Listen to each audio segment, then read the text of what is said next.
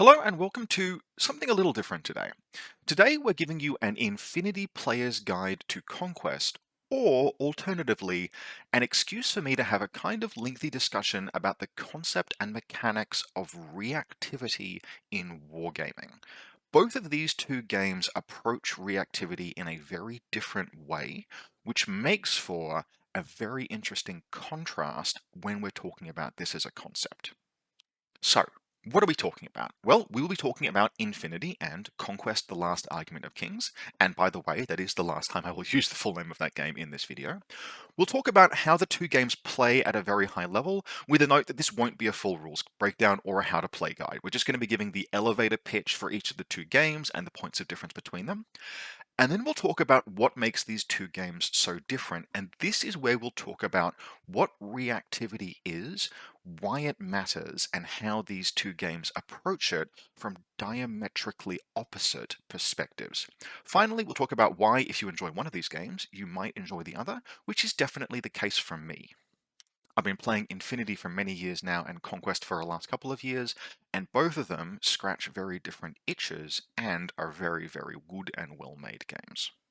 So, what are each of these games? Well, Infinity is a near-future science fiction skirmish wargame with some kind of Appleseed anime aesthetic and vibe, power-armored robots, power-armored soldiers, that kind of thing, but with a lot of real-world cultural influences and some aliens, where it looks at what human societies might look like and evolve into in 200, 250 years, expanding out into the stars, forming new and different nations, encountering other species and other cultures, and then, of course, having conflicts and going to war, both with these other species and with each other.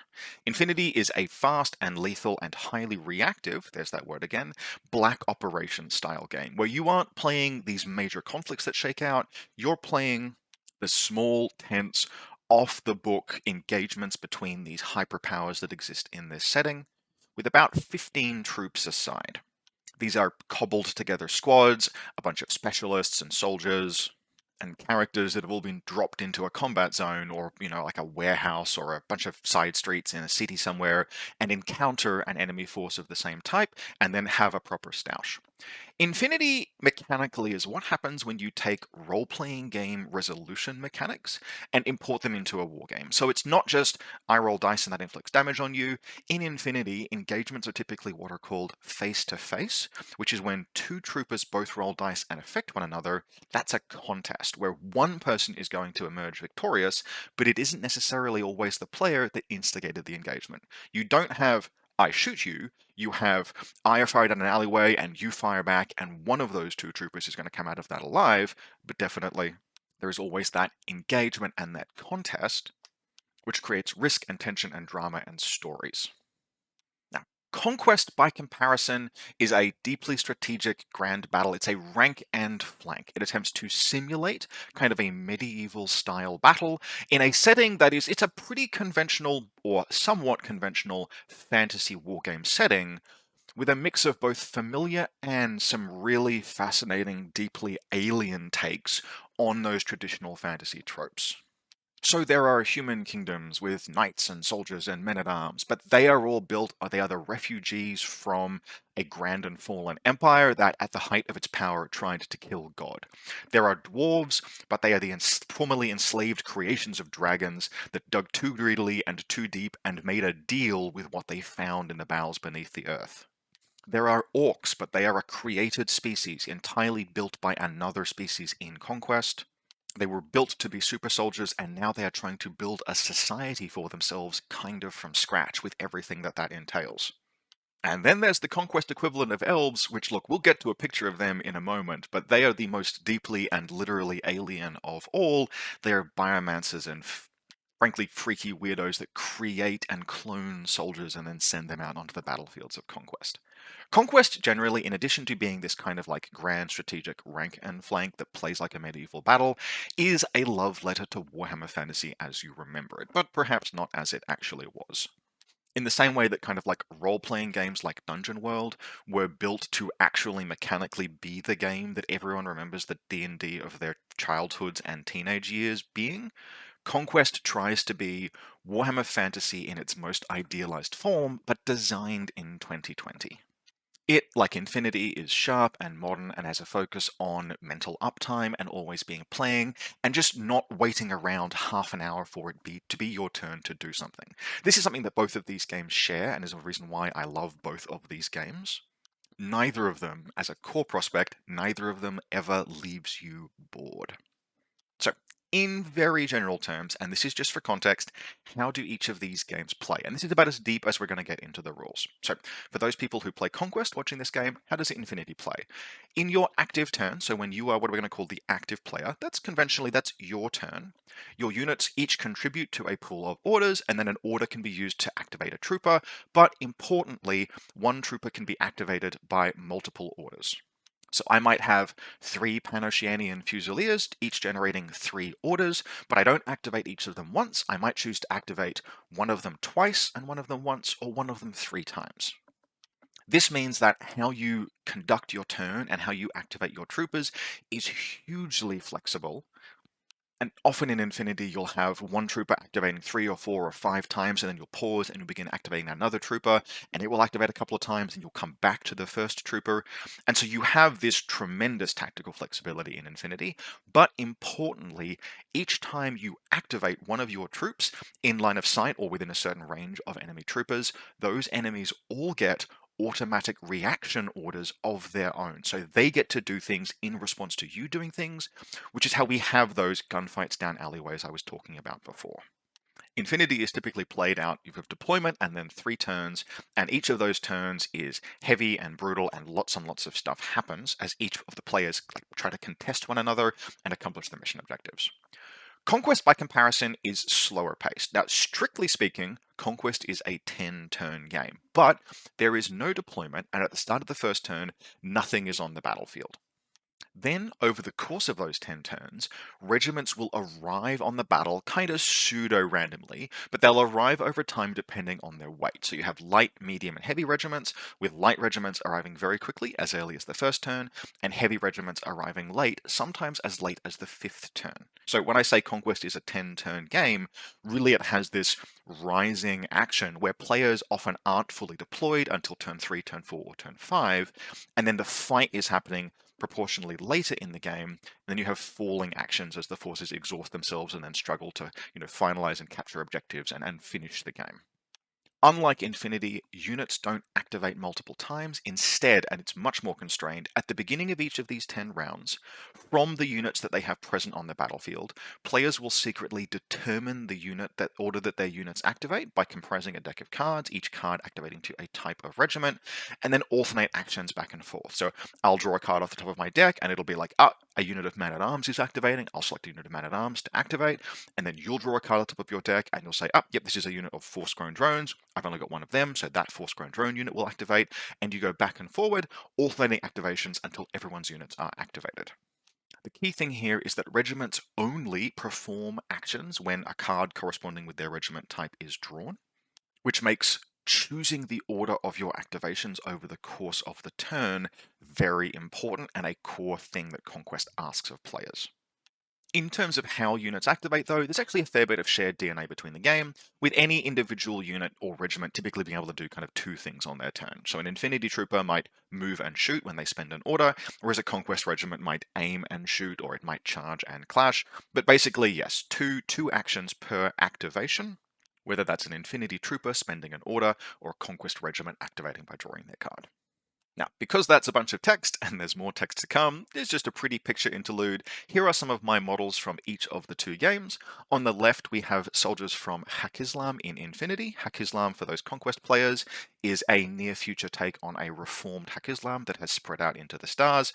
To note, 2 of those models are 3D prints. That's the robot and the person at the back. And then the armored soldiers in the front are what are called Hassassin ARs, which are members of the Hassassin sect, which is its own kind of organization within Haqqislam, but fulfills kind of like a military intelligence role, as well as guarding what they consider to be the search for truth in humanity. On the right, we have something from the Spires in Conquest. This is a Ferromancer accompanied by a creation. The creation is a 3D print. The Ferromancer, that's the dude holding the staff, is not.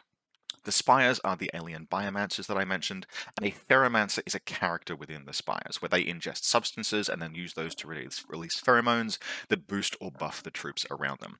They are freaky and they are weird, and I love that 3D print, and I love that model, and I'm very happy with how these guys turned out. So, pretty pictures aside, let's talk about reactivity, because this is the big difference between these two games. First, what is reactivity? Well, in general terms, it is your ability and capacity to respond to things that are happening. What do I mean by this? Well, in Infinity, you are constantly reactive.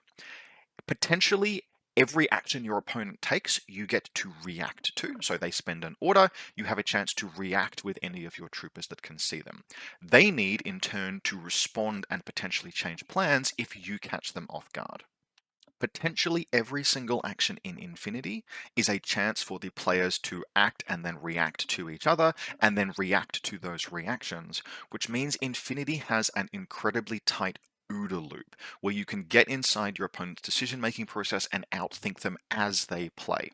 By the way, if you're not familiar with the concept of an OODA loop, there's a link to the Wikipedia article down there below. An OODA loop essentially is a military terminology referring to decisions. I think it was originally conceived of to talk about how decisions are made during aerial dogfights, and it means observe, orient, decide, and act, and it refers to the process of taking in information, positioning yourself within that information, figuring out what to do, and then doing it, i.e., that is a decision making process that happens constantly in high pressure situations. In Infinity, you have that opportunity to try and get inside your opponent's OODA loop and outthink them as they play, get ahead of their decisions, respond to them, get in front of their reactions, and make decisions quickly that have powerful impacts on the game. What this means is that Infinity is about the closest a wargame gets to being real time without actually incorporating timers. In a single turn, multiple things can happen that cause players to have to change their plans reactively, which means that Infinity is tremendously dynamic. By comparison, Conquest hugely constrains reactivity. Regiments are unwieldy and difficult to move. Remember, this is a medieval battle game. It is not easy to line up 100 belligerents and get them marching in a straight line, let alone getting them to turn. It's going to often be the case that units' flanks will be vulnerable and need to be protected, and that units do not necessarily, they don't turn on a dime.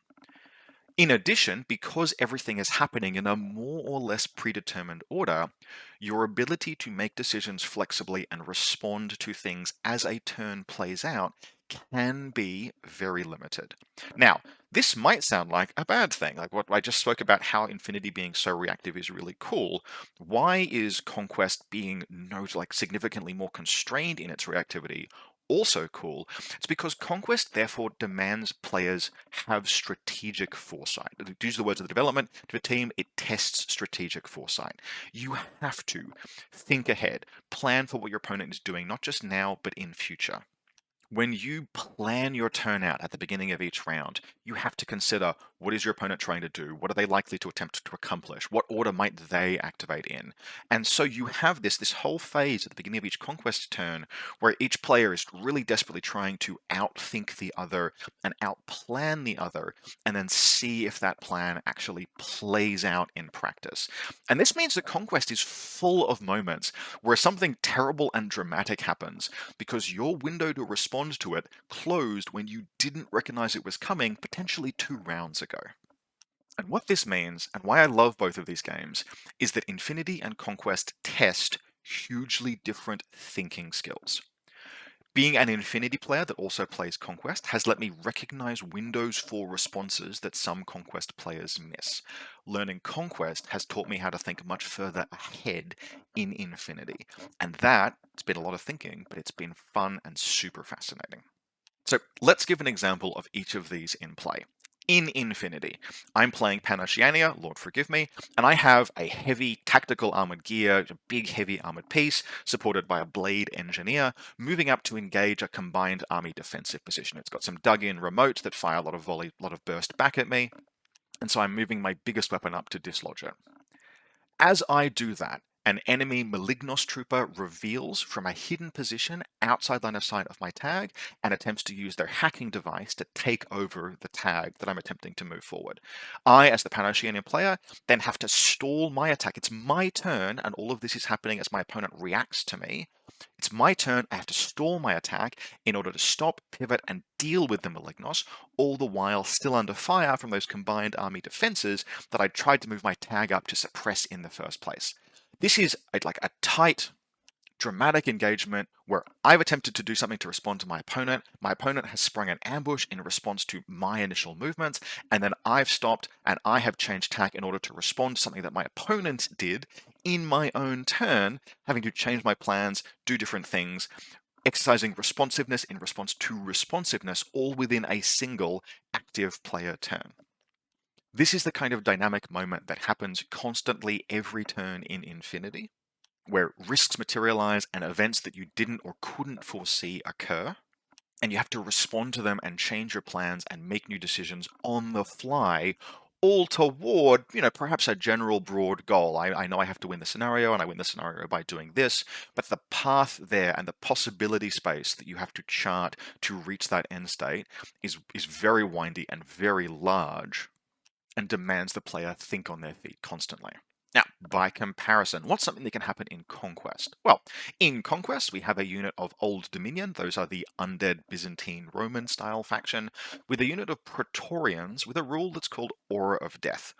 Those Praetorians have marched and charged. They haven't made an attack. They've just basically run into melee. With my 100 Kingdoms unit of Household Guard, these are just halberdiers escorting a noble. They're just good fighters. Now, under normal circumstances, the Household Guard would have a pretty good chance of beating those Praetorians in combat, but this Aura of Death rule that is surrounding the Praetorians mean that when I activate while I'm in contact with the Praetorians, I take just a withering amount of damage.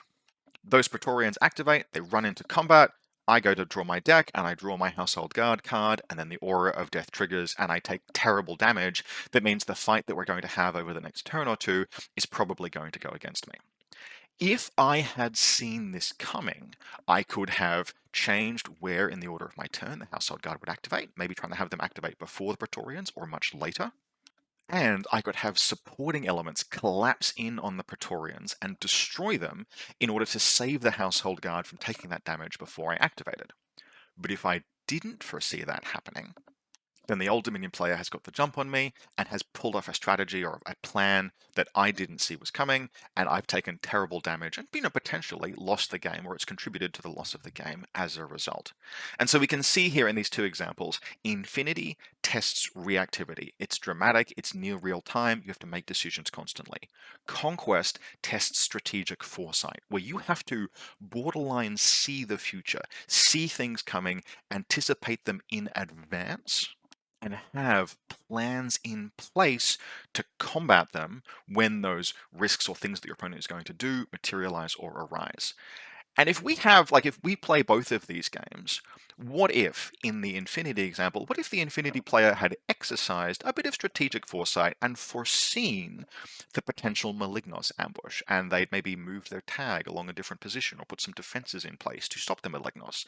And similarly, in the Conquest example, what if the Conquest 100 Kingdoms player has just, taken some units and ordered their deck in a way that gives them some flexible reactivity? If they have the skills to use that reactivity inside Conquest, it can give them an advantage or a leg up over Conquest players that are playing a more straightforward kind of game. And this, in short, is the reason why I love both of these games and love playing both of these games, because they test and stretch extraordinarily different parts of the brain. They demand different things of a player in each case. They have extraordinarily varied aesthetics. Conquest is wonderful, particularly when it's doing its own thing inside the broader fantasy tropes and making things unique and different. Infinity just looks super cool, and both of these games have very high quality models and production. And most importantly, both of them test different kind of skills and demand different things of the players. Learning to play both of these games to a reasonably competent standard, I think, has made me better at both of them, but it's also given me a hugely varied set of experiences, which is why I play wargames. I play wargames for fun and for the experiences and for expression, and importantly for exploration. And in terms of having different things to explore, you will not find a broader potential scope of discovery than Infinity on one hand and Conquest on the other. And that just about is the video. There's obviously more I could say, more I could talk about, but this was something that kind of just occurred to me this morning and which I wanted to just have a chat and a discussion about. This concept of reactivity I thought was cool and interesting, and other people might find interesting as well. If you like this video, really, it was a PowerPoint presentation about wargames, but good for you. Please consider sharing it. As an Australian, I have culturally ingrained tall poppy syndrome, which prevents me from heavily promoting my own content. But let me know what you found interesting. Ask questions if you've got them. I'll do my best to answer. And also, as always, if you'd like to support the channel, you can do so either via the Buy Me a Coffee link in the video description or by becoming a channel member. Big thanks to everyone who has already. In addition, I'm very interested to know this kind of short form, well, not short form, it's 20 minutes with a PowerPoint slide, but this kind of single topic, just discussion piece topic, not a battle report, not a faction breakdown, just something to talk and think about, a think piece effectively. Did you enjoy it? Is it the kind of thing you'd like to see more of? And if so, what kind of topics would you like covered? That kind of stuff is super interesting and useful to me, and yeah, very interested in your feedback on this. As always, very much I hope you enjoyed this, and I'll see you next time.